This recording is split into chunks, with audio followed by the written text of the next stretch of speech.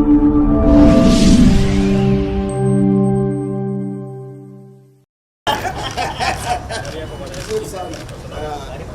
General now. This is look at this is the African president of ITUC. The African. Martha's highly confident. Okay.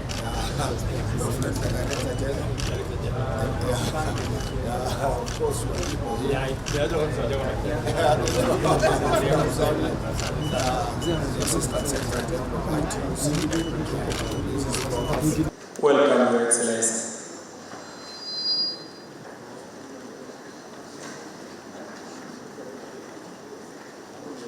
Welcome, Your Excellency.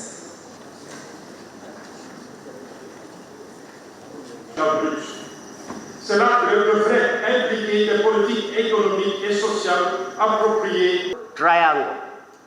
Invite cases and pratas and the Cabinet Minister for Labor and Social Protection. Let me take this opportunity to welcome all the delegates, significant weight and power, to the procedure et l'ensemble de son staff. And once one does, it becomes more sincere. And I know and have a distinguished welcome to Kenya. Merci, Siafi. Dans ce beau pays de valorisants hommes et femmes, qui nous ont guidés pour féliciter aussi l'organisation contre la Cotu. Et son A year online. I first would like to thank the Republic of Kenya. The ILO governing body earlier this month has decided there is no freedom of association without the right to strike. And I want to raise a second point, which is of great concern to all. Pour réaliser ce possible aux travailleurs et aux travailleuses, de nous adapter à ce nouvel environnement. Comme la plus grande zone de libre-échange en référence à l'ONU pour toutes les dispositions prises. Dear Director General of the ILO, dear Mzee, dear Minister of Labour, democracy is where we as trade unions stand. Other countries no real free elections anymore, no respect.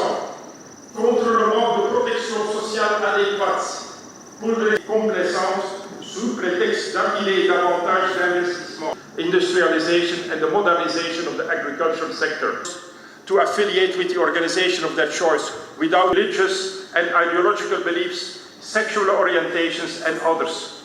If we and its SDGs, it will make us stronger in our work in the ILO. The section point that works at a major crossroad.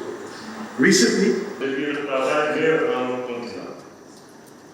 Et c'est un petit choix pour le développement du continent.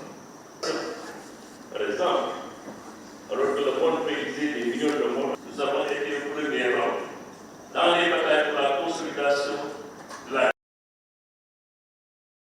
The basis for a fair and equal society is under threat. And that basis is called democracy.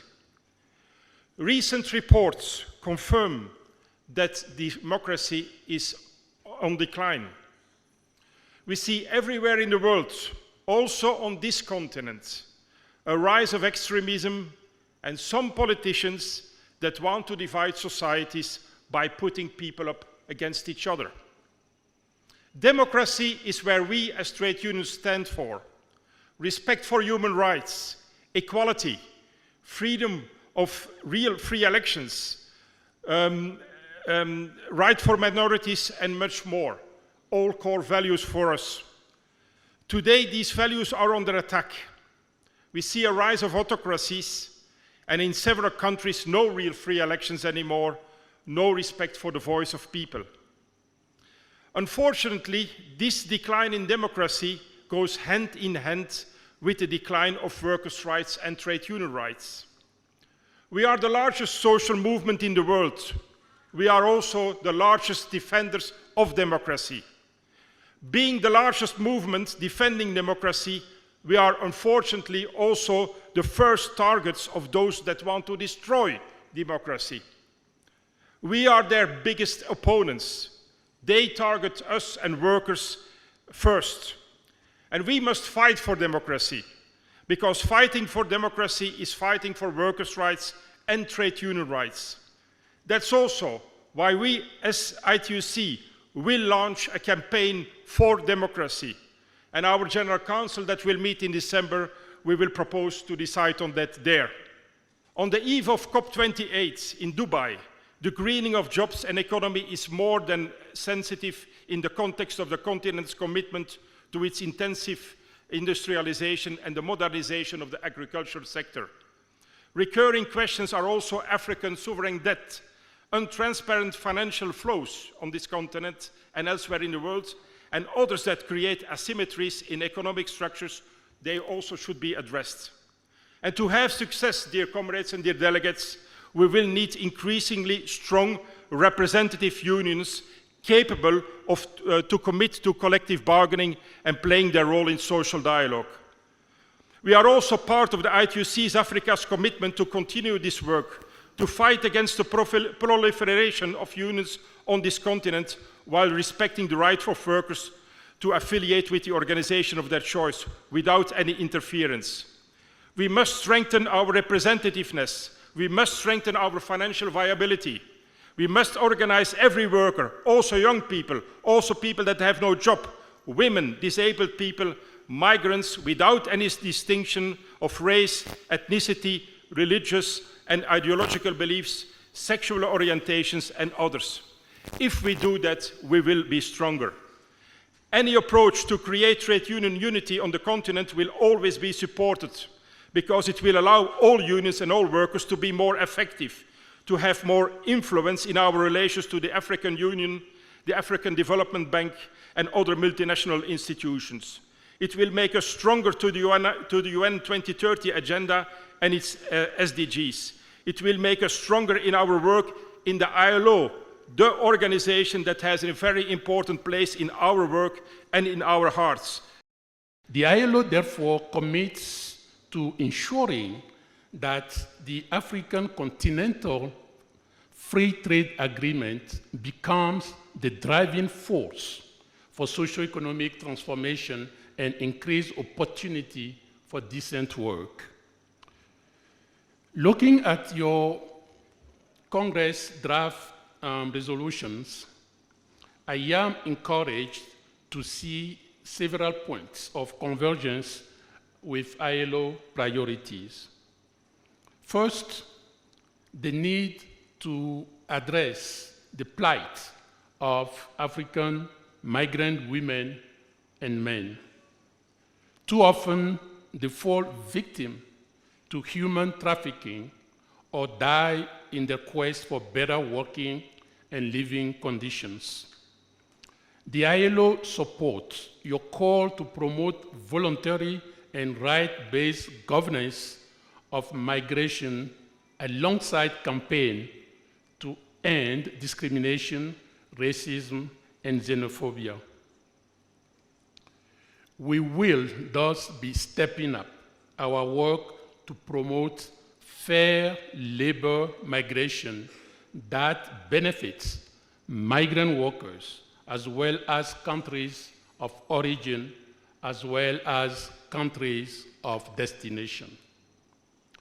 Dear colleagues, the achievement of social justice calls for the urgent realization of freedom of association and collective bargaining.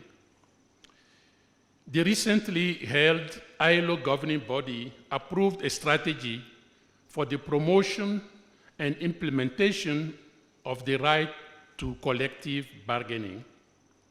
And this, together with a greater focus on freedom of association, will allow the ILO to step up its effort for the effective realization of these two enabling rights.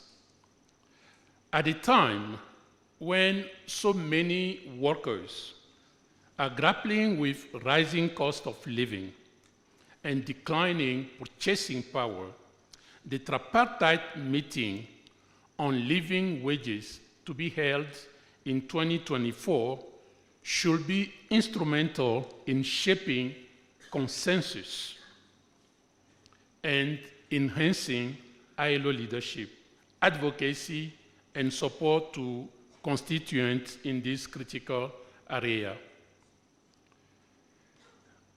The extension of social protection is another common priority in the fight against poverty and the fight against inequalities.